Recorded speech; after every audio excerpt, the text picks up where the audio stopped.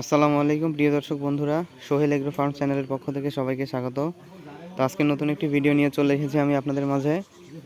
আমাদের এখানে আজকে সকালে প্রচুর বৃষ্টি হয়েছে। দেখুন বন্ধুরা, আমার এখানে পানি জমে গিয়েছে। আমি যেখানে ছাগলের ঘর করেছি, ছাগল রাখি, আমার এখানে পানি জমে গিয়েছে। তো আমি এখানে আসলে এখন ছাগলগুলো রাখা আমার জন্য একটু কঠিন হয়ে গেছে, এবং এই বর্ষাকালে ছাগলের ঘাস আসলে খুব একটা অ্যাভেলেবল না। এই কারণে আমি ছাগলকে খেতে দিয়েছি। দেখুন, আমি আউড় ভাঙা দিয়েছি, সাথে ভুসি দিয়েছি, ফিড দিয়েছি এবং একটু ময়দা দিয়েছি। ময়দা মিশিয়ে আমি আসলে এগুলোকে খাইতে দিয়েছি। তো ভুসি, ময়দা এবং ফিড দিয়ে আমি এই আউড়ের যেই ইয়েটা রয়েছে, সাইলেজটা রয়েছে, জিরো কাটিং করে আমরা নিয়ে এসে আসলে আমরা এটি ছাগলকে খাইতে দিই। মাখায় মিক্সড করে সাথে একটু লবণ দিই, পানি দিই, এটি দিয়ে আমরা মিক্সড করে ছাগলকে খাইতে দিই। তো দেখুন আমার ছাগলগুলো মোটামুটি আল্লাহর রহমতে খাচ্ছে। আমি যেই 6টি ছাগল দিয়ে আমার খামার শুরু করেছি, আলহামদুলিল্লাহ, তার মধ্যে একটি ছাগলের, একটি বাচ্চার একটু সমস্যা হয়েছে। তার পায়খানায় সমস্যা হয়েছে, পাতলা পায়খানা করতেছে। তো আমি মোটামুটি মেট্রোনিডাজল গ্রুপের একটি ওষুধ খাওয়াই দিয়েছি। তো দেখি আল্লাহর রহমতে কী হয়। তো বন্ধুরা দেখুন আমার ছাগলগুলো।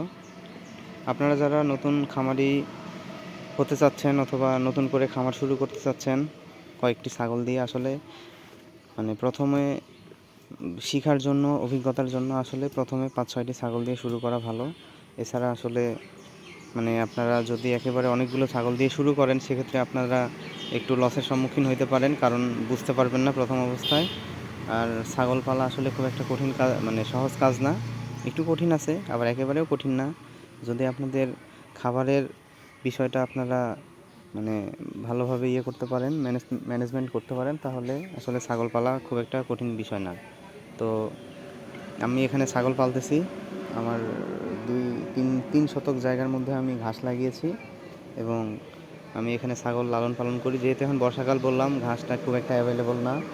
আবার আমার এই জমিতে পানি জমে, তো এই কারণে আমি আসলে খুব একটা করতে পারতেছি না, ঘাস খাওয়াইতে পারতেছি না। সেক্ষেত্রে আমি এখানে আউড়ের সাইলেজ কাটিং করে এনেছি এবং ফিড, ভুসি এগুলো দিয়ে মাখিয়ে দিয়েছি। আলহামদুলিল্লাহ, ছাগলগুলো আমার খাচ্ছে। তো এই ছাগলটার আমার একটু অসুবিধা, সমস্যা। এই ছাগলটা একটি খাসির বাচ্চা। তো এই ছাগলটার একটু সমস্যা হয়েছে বন্ধুরা। আর এগুলো হচ্ছে আমার ছাগল, বড় ছাগল।